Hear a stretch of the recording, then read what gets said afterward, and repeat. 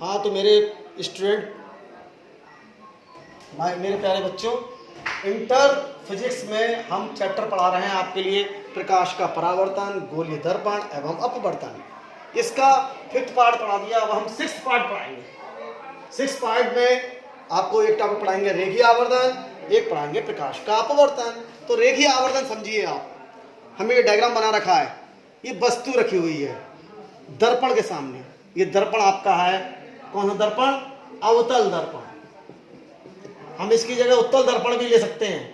ये वस्तु रखी हुई है। इस वस्तु से सिर से ए से हमने वस्तु ए बी के सिर ए से दो किरणें चलाई। एक वो कक्ष समांतर जो बिंदु ए पर जाके गिरी, और टकराने पश्चात वो कक्ष समांतर चलने वाली किरण इसके फोकस से होकर, जो फोकस सी और पी के बीच में होता है, उससे होकर जाएगी। दूसरी किरण हमने चलाई प्रकाश वक्रता केंद्र सी से, जो टकराकर उसी दिशा में वापस लौट आएगी। अब ये दोनों किरणें परावर्त होकर बिंदु आई पे मिलेंगी। तो आई पर ए का प्रतिबिंब बन जाएगा। अब आई से मुखअक्ष पर हमने, मुखअक्ष ये थी सीपी, इस मुखअक्ष पर लंब गिरा दिया आई आई डैश। तो आई आई डैश क्या हो जाएगा? इस वस्तु का प्रतिबिंब हो जाएगा। कैसा? उल्टा। आई पर सिर है, आई डैश पर जहां फुट डाला है वो पैर है, तो ये सिर यहां बना है, उल्टा प्रतिबिंब आया। उल्टा वस्तु से छोटा और वास्तविक प्रतिबिंब आ गया, किरणें वास्तविक मिल रही है। अब तो ये वस्तु की लंबाई है ए बी, प्रतिबिंब लंबाई है आई आई डैश। तो इस दर्पण ने क्या करा? इस वस्तु की लंबाई घटा दी। इसके मुकाबले वस्तु छोटी हो, वस्तु बड़ी है, प्रतिबिंब की लंबाई छोटी है। तो दर्पण क्या करता है? वस्तु की लंबाई या तो बढ़ा देता है या घटा देता है। यानी जो प्रतिबिंब बनता है उसकी लंबाई क्या होती है? वस्तु की लंबाई की तुलना में या तो बढ़ जाती है या घट जाती है। सपोज करो ये वस्तु है, इसकी लंबाई 6 सेंटीमीटर है, 6 है। इसका हमने दर्पण से प्रतिबिंब बनाया, उसकी लंबाई आ जाए 12 और वस्तु की लंबाई 6।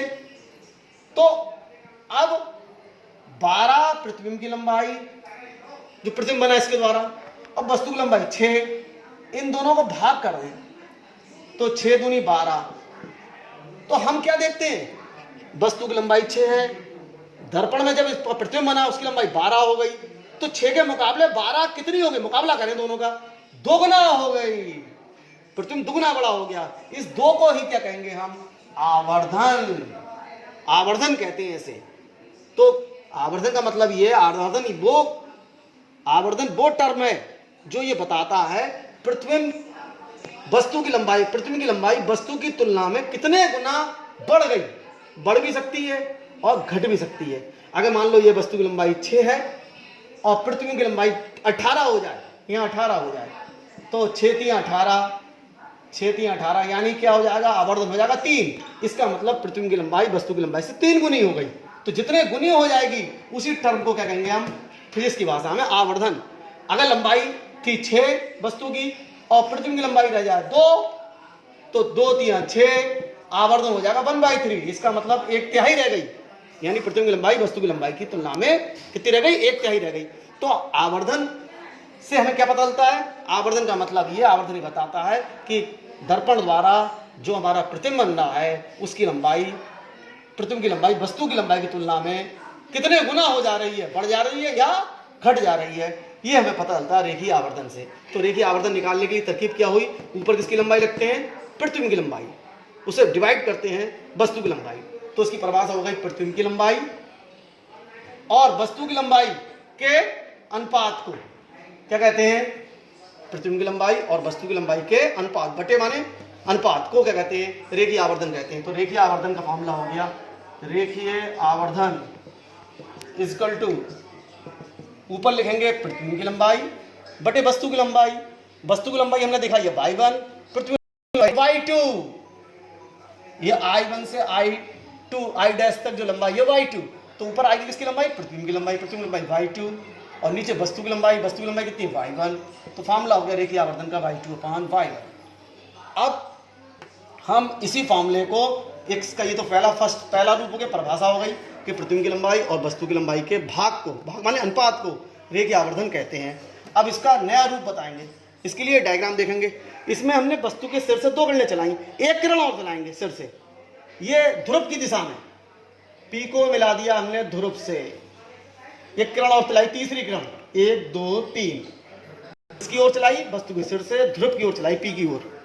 अब ये किरण जाकर टकराई, टकराने के बाद ये कहाँ जाएगी, ये भी कहाँ पे मिलेगी, सिर से जितनी किरणें चलेंगी वो आई पे मिलेंगी। तो ये किरण, ये दोनों किरणें चली थी, एक जे वाली और ये वाली, ये भी आई पे मिली जाकर, तो ये इससे आने वाली टकराने वाली किरण ये भी आई पे मिलेगी। तो ये किरण ऐसे करके आएगी, ये भी आई पे मिलेगी, ये ऐसे गई और ऐसे वापस आई। अब जे पी बिंदु पर ए पी आपतित किरण है, पी आई परावर्तित किरण है, तो ये हो गया, ये अवलंब है सी पी, तो ये आपतन कोण हो गया आई, ये परावर्तन कोण हो गया आर। अब हम जानते हैं परावर्तन के नियम से कि आपतन कोण परावर्तन कोण के बराबर होता है। अगर ये 20 डिग्री है तो ये भी 20 डिग्री होगा, अगर 25 डिग्री है तो ये भी 25 डिग्री होगा, तो ये दो कोण आपस में बराबर होंगे। अब हम दो त्रिभुज लेंगे, समरूप त्रिभुजों ए बी पी, त्रिभुज ए बी पी एवं त्रिभुज कौन सा, I dash P, I dash P. देखो ए बी पी ये त्रिभुज और आई डैश पी ये त्रिभुज, इन दोनों, इस त्रिभुज का एक कोण 90 वाला, इस त्रिभुज का भी एक कोण 90 वाला, इसलिए बराबर हो गए। ये इस त्रिभुज का एक कोण जे वाला आई, इस त्रिभुज का ऊपर वाले का, और इस वाले त्रिभुज का आई डैश पी का ये कोण आर, और आई आर बराबर होते हैं, तो इस हैसियत से आपतन कोण परावर्तन कोण बराबर होता है, ये भी बराबर हो गए। अब इस त्रिभुज और इस त्रिभुज के दो कोण बराबर हैं, तो ये दोनों त्रिभुज कैसे हो जाएंगे, समरूप त्रिभुज। और समरूप त्रिभुज में हम जानते हैं भुजाओं का अनुपात बराबर होता है, यानी इस त्रिभुज का लंब क्या है ए बी बटे दूसरे त्रिभुज आई डैश पी का लंब, इस त्रिभुज का लंब है आई डैश, बराबर हो जाएगा इसका आधार, इस त्रिभुज का आधार है पी बी बटे इस वाले त्रिभुज का आधार, इस वाले त्रिभुज का आधार है पी आई डैश। अब इसमें मान लगा देंगे चिन्ह सहित, ए भी है वस्तु की लंबाई, वस्तु की लंबाई क्या होती है, वस्तु की लंबाई आप लोग जानते हो y1 से लिखा है, वस्तु की लंबाई y1 है, चूंकि ऊपर की ओर इसलिए प्लस साइन, आई डैश पृथ्वी की लंबाई, और नीचे की ओर नापी गई, मुख अक्ष से नीचे की ओर नापी गई लंबाई वस्तु की नेगेटिव ली जाती है, इसलिए y2 का माइनस इक्वल टू पी से लेकर पी तक की दूरी, यानी वस्तु की दूरी लिखते हैं u से, चूंकि इधर की ओर है इसलिए माइनस u, और पी आई डैश क्या है, प्रतिबिंब की दूरी, प्रतिबिंब बना है, प्रतिबिंब दूरी लिखते हैं v से, और चूंकि वे भी p से लेफ्ट हैंड साइड में, इसलिए ये भी माइनस लिया जाएगा अपॉन माइनस v, चिन्ह सहित मान लगा दिए। तो अब क्या करेंगे, माइनस से ये वाला माइनस एक कैंसिल कर देंगे। अब आगे हमारा इसे पलट दे रहे हैं, y2 बटे y1, जब इसे पलटेंगे तो ये भी पलट जाएगा v अपॉन u, और माइनस से ऐसे ही रहेगा, तो यानी क्या आ गया, रेखीय y2 बटे y1 को क्या कहते हैं, हम y2 बटे y1 रेखीय आवर्धन कहते हैं, रेखीय आवर्धन लिख सकते हैं इसकी जगह, तो रेखीय आवर्धन, अरे भाई y2 बटे y1 की परिभाषा क्या है, इसी को तो कहते हैं रेखीय आवर्धन, तो इसकी जगह हम लिख सकते हैं रेखीय आवर्धन, रेखीय आवर्धन क्या हो गया माइनस v अपॉन u। तो रेखीय आवर्धन के एक सूत्र हमारे पास ये था, समीकरण एक सूत्र ये आ गया, तो हमारे पास रेखीय आवर्धन के सूत्र आ गए, रेखीय आवर्धन बराबर, एक तो परिभाषा का सूत्र y2 बटे v है y1 ये वाला बराबर माइनस v बटे u। इस तरह से हम ये रेखीय आवर्धन के सूत्र हो गए, दो सूत्र हो गए। रेखीय आवर्धन किसे कहते हैं हमने क्लियर करा दिया, याद रखना ये रेखीय आवर्धन का सूत्र गोली दर्पण के लिए, चाहे गोली दर्पण अवतल हो चाहे उत्तल हो, दोनों के लिए सेम होगा, y2 बटे y1 बराबर माइनस v अपॉन u। अब रेखीय आवर्धन हम समझा दिया, आपके लिए क्लियर करा दिया। रेखीय आवर्धन क्या होता है, इकाई या शुद्ध अनुपात, ऐसा कोई मात्रक नहीं होगा। अब हम आपको बताने वाले हैं नई चीज, क्या, प्रकाश का अपवर्तन, नया टॉपिक। प्रकाश का अपवर्तन में हम आपको बताएंगे पहले क्या, प्रकाश का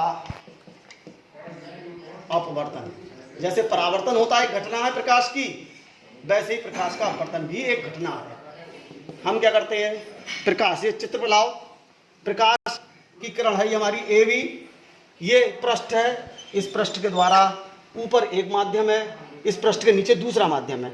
सपोज करो ऊपर वायु भरी हुई है और नीचे कांच भरा हुआ है, इस पृष्ठ के ऊपर वायु है, पृष्ठ के नीचे कांच है, तो दोनों तरफ ये पृष्ठ दो माध्यमों को अलग अलग कर रहा है।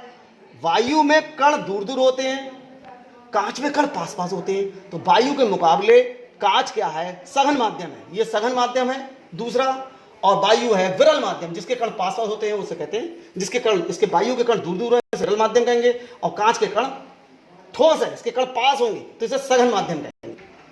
तो अब हमारे पास एक प्रकाशीय किरण है, ये पहले माध्यम से आ रही है, ये आ रही है यहां से और दूसरे माध्यम में जा रही है, तो क्या प्रभाव पड़ेगा? एक माध्यम से दूसरे माध्यम में जा रही है, ये किरण आ रही है, ये भी इस पृष्ठ के किस बिंदु पर गिरी? बी बिंदु पर, ये आपतित किरण है, ए भी बी बिंदु पर गिरी, बी है आपतन बिंदु। अब ये अगर माध्यम, ये माध्यम वायु हो, यहां पे भी वायु होता, अगर दोनों माध्यम सेम होते तो किरण बिना मुड़े सीधी चली जाती, बिना मुड़े सीधी चली जाती, यानी माध्यम नहीं बदलता तो प्रकाशीय किरण अपने रास्ते से नहीं हटती, तो सीधी चली जाती।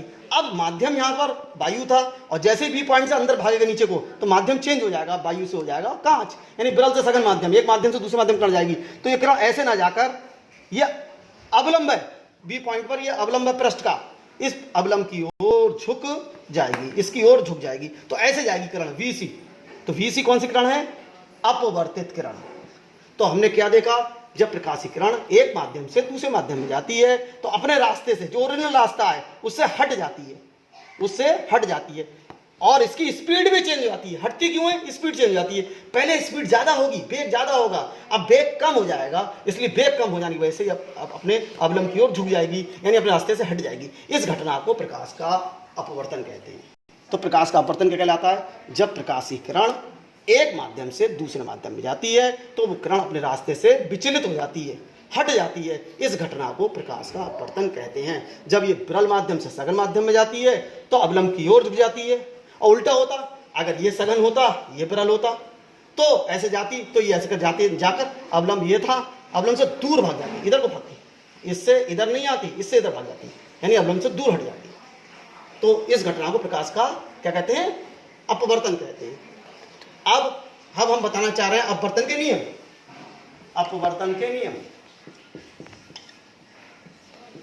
अब प्रकाश के अपवर्तन के नियम, दो नियम हमने, दो नियम पढ़ाने से पहले बता दें। जो किरण आकर गिरती है पृष्ठ पर आकर गिरे किरण ए बी, इसे आपतित किरण कहेंगे। जो किरण पृष्ठ से टकराने के बाद दूसरे माध्यम में जाती है उसे अपवर्तित किरण कहते हैं। तो बी सी इसमें अपवर्तित किरण है, और बी जिस बिंदु पर आगे गिरती है पृष्ठ के उसे कहते हैं आपतन बिंदु, और बी बिंदु पर पृष्ठ पर लंब रेखा खींचते हैं तो उसे अविलंब कहते हैं। तो एम एन अविलंब है, पहले माध्यम में अवलंब बी एम है और दूसरे माध्यम में अवलंब बी एन है, ऊपर की ओर अवलंब इधर की ओर, इस माध्यम में लेंगे तो अवलंब बी एन और इस माध्यम में लेंगे तो वी एन, तो वी एन अविलंब है। तो हम इसमें बता दें ये आपतित किरण है, ये अविलंब है पहले माध्यम में, आपतित किरण पहले माध्यम में, आपतित किरण और अवलंब के बीच बने कोण को आपतन कोण कहते हैं, आई से लिखते हैं, ये वाला कोण जो है वो आई कहलाएगा। और अपवर्तित किरण और अविलंब के बीच, अविलंब बी एन के बीच बने कोण को अपवर्तन कोण कहते हैं, इसे आर से लिखते हैं। ये आपतन कोण है, तो कोण अविलंब से ही देखा जाएगा, आपतित किरण का देखोगे अविलंब से तो आपतन कोण, और अपवर्तित किरण का देखोगे अविलंब से कोण तो अपवर्तन कोण। ठीक है, तो ये अपवर्तन कोण को आर से लिखते हैं। तो देखो कोण ये अलग होंगे, अगर किरण इसी रास्ते में चली जाती तो ये कोण और ये कोण आपस में क्या होते? बराबर होते। अब ये बराबर नहीं है। अब अपवर्तन का पहला नियम क्या कहता है? इस पहले नियम के अनुसार आपतित किरण और आपतन बिंदु पर, आपतित किरण नंबर एक तो आपतित किरण, नंबर दूसरा आपतित किरण और आपतन बिंदु पर अविलंब और अपवर्तित किरण, ये तीनों एक दो तीन, तीनों एक ही तल में होते हैं। जैसे हमारी उंगलियां पांचों एक तल में है, इस समय उंगलियां जो हमारी दो एक तल में है और तीन एक तल में नहीं है, तो ये तीनों ही एक तल में होते हैं। आपतित, पहला नियम समझ लीजिए, आपतित किरण, आपतन बिंदु पर अविलंब और अपवर्तित किरण तीनों एक ही तल में होते हैं, इसे अपवर्तन का प्रथम नियम कहते हैं। अपवर्तन का दूसरा नियम, दूसरा नियम का एक नाम और है, इसे स्नेल का नियम भी कहते हैं। अपवर्तन का दूसरा नियम कहो या स्नेल का नियम कहो, बात एक ही है। इस नियम के अनुसार क्या कहता है? अगर एक निश्चित रंग के प्रकाश के लिए, जो प्रकाशीय किरण जा रही है निश्चित रंग की होना चाहिए, अगर पीले रंग की है तो नीले रंग की नहीं हो, निश्चित रंग के प्रकाश के लिए प्रकाशीय रंग नहीं बदलना चाहिए। और दो दिए हुए निश्चित माध्यमों के लिए, यहाँ वायु तो वायु रहे हमेशा, बदले नहीं, अगली बार ये नहीं ये जल हो जाए, और यहाँ कांच है तो कांच ही रहे। दो निश्चित माध्यमों के लिए, एक दिए हुए रंग के प्रकाश के लिए तथा दो निश्चित माध्यमों के लिए। आपतन कोण, आपतन कोण कौन सा? आई की ज्या, आपतन कोण है आई, इसकी ज्या मतलब साइन। और अपवर्तन कोण, अपवर्तन कोण है आर, इसकी ज्या। ज्या मतलब साइन का अनुपात कांस्टेंट होता है। फिर से समझ लीजिए। अपवर्तन का दूसरा नियम क्या बताया? आपतन कोण है आई, आपतन कोण की ज्या, और अपवर्तन कोण कौन है आर, इसकी ज्या का अनुपात एक नियतांक होता है। कब होगा नियतांक? अगर दिए हुए रंग के प्रकाश के लिए प्रकाश का रंग नहीं बदलना चाहिए, यानी तरंग दैर्घ्य नहीं बदलना चाहिए, और क्या होना चाहिए? दोनों माध्यम चेंज नहीं होना चाहिए। तो इस नियम को कहेंगे एक दिए हुए तरंग दैर्घ्य के प्रकाश एवं दो निश्चित माध्यमों के लिए आपतन कोण की ज्या और अपवर्तन कोण की ज्या का अनुपात भाग एक नियतांक होता है। अब ये नियतांक को हम क्या कहते हैं? पहले माध्यम के सापेक्ष दूसरे माध्यम का अपवर्तनांक। इस कांस्टेंट को पहले माध्यम के सापेक्ष दूसरे माध्यम का अपवर्तनांक कहते हैं, और 1 और 2 से लिखते हैं। तो इसके लिए लिख देंगे 1 और 2। तो sine i upon sine r equal to हो जाएगा 1 और 2। 1 और 2 का मतलब पहले माध्यम के सापेक्ष दूसरे माध्यम का अपवर्तनांक। n है अपवर्तनांक। अपवर्तनांक किसका होता है? माध्यम का। किस माध्यम का? दूसरे माध्यम का, जिसमें अपवर्तित किरण है, उस माध्यम का अपवर्तनांक होता है पहले माध्यम के सापेक्ष। अब ध्यान देने वाली बात यह है, अगर ये समीकरण एक कह देना है इसे, यदि हम माध्यम चेंज कर दें, हम आपतित किरण हमारी ये हो, किरण बदल दें, ये आपतित किरण हो, कौन सी? CV, ये जाके इस पृष्ठ पर गिरे, तो अब ये बताओ, ये किरण जा रही है सघन से विरल में, तो जाना इसे ऐसे चाहिए, और ये अवलंब है, अवलंब से दूर हटके ऐसे हो जाएगी, ऐसे ही जाएगी। प्रकाश की उत्कीर्णता के अनुसार आपतित किरण जो है तो अपवर्तित किरण ये होगी। प्रकाश का उत्क्रमणीयता कहती है, प्रकाश के उत्क्रमणीयता के नियम के अनुसार अगर आपतित किरण ए भी है तो अपवर्तित किरण बी सी है। तो अगर उल्टी कर दें, सी भी कर दें आपतित किरण, तो अपवर्तित किरण बी ए हो जाएगी, यानी आपतन कोण हो जाएगा आर, आपतित किरण जे है तो आपतन कोण जे हो गया, और अपवर्तन कोण हो जाएगा आई। इस कंडीशन में निकालें हम, फिर लगाएं स्नेल के नियम से कि सेकंड, अगर हमारी प्रकाशी किरण दूसरे माध्यम से पहले माध्यम में जाए, यानी ये हमारी आपतित किरण हो, कौन सी? सी भी आपतित किरण हो, तो परावर्तित किरण ऑटोमेटिक कौन होगी? बी होगी। किस नियम के अनुसार? प्रकाश की उत्कीर्णता के नियम के अनुसार। तो इस कंडीशन में ये होगा आपतन कोण और ये होगा परावर्तन कोण। इस समय हम अपवर्तनांक निकालें, तो अपवर्तनांक किस माध्यम का निकलता है? जिसमें अपवर्तित किरण होता है। अपवर्तित किरण ये है, तो किस माध्यम का अपवर्तनांक निकलेगा? पहले माध्यम का। किसके सापेक्ष? दूसरे माध्यम के साथ। तो क्या होगा? 2n1, यानी पहले माध्यम का अपवर्तनांक निकलेगा दूसरे माध्यम के सापेक्ष। ये बराबर क्या हो जाएगा? साइन आपतन कोण, आपतन कोण इस समय कौन है? आर, बटे साइन, इसी नियम को लगा रहे हैं, आपतन कोण कीजिए बटे अपवर्तन कोण कीजिए। अपवर्तन कोण कौन है? आई। ये समीकरण हो जाएगी 2, 1 और 2 की मल्टीप्लाई करो, 1 गुणा 2 से गुणा करेंगे, उल्टा लिख लें पहले इसे हम कह सकते हैं sine r upon sine i equal to 2n1। ये समीकरण नंबर 2। अब समीकरण 1 और 2 की गुणा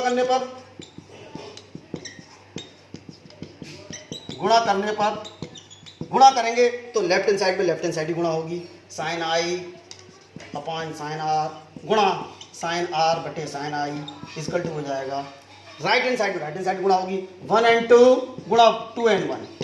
ये साइन आई से sine i cancel, sine r से साइन आर कैंसिल, तो 1 और 2 क्या आ गया? 1 और 2 गुणा 2n1 इजकल टू 1।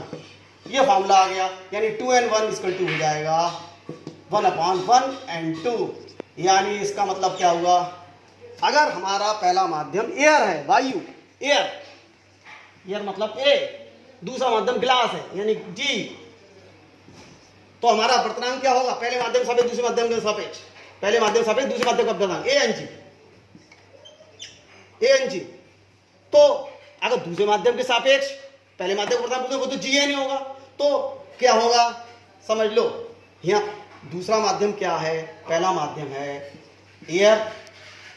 एयर मतलब वायु, और दूसरा माध्यम है ग्लास यानी कांच। तो इस फॉर्मूले में लगाओ, तो GNA इजकल टू 1/1 की जगह ANG, यानी इसका मतलब क्या हुआ? वायु का अपवर्तनांक कांच के सापेक्ष। इसका मतलब हुआ कांच का अपवर्तनांक वायु के सापेक्ष, यानी ये दोनों एक दूसरे के उल्टे होते हैं। That's all.